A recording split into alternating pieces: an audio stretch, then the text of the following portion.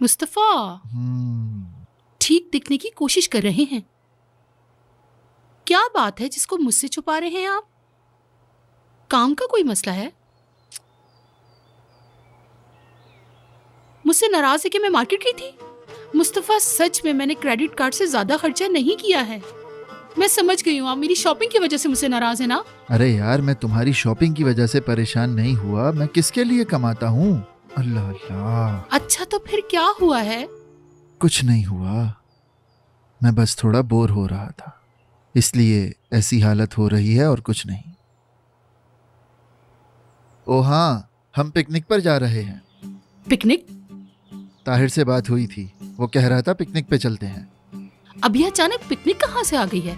मुझे क्या मालूम, उस पागल को पता होगा। अगर कोई उसे समझ सकता है तो एक बार मेरे सामने आ जाए बस।